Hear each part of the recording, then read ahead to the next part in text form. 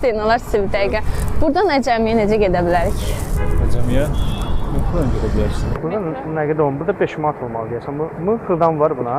Nədir? Ön gözü görmür onsuz da. Deyinən ki 5 manat pul var da orada. Öyle şey olur. Qardaş qoy öncə bura. Bu burada 20 manatdır.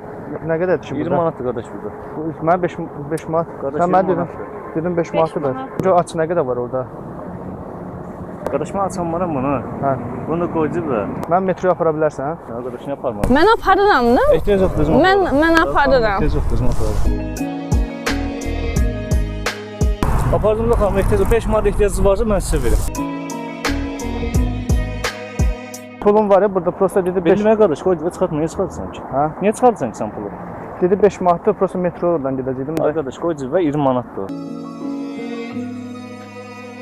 Harda qalsın?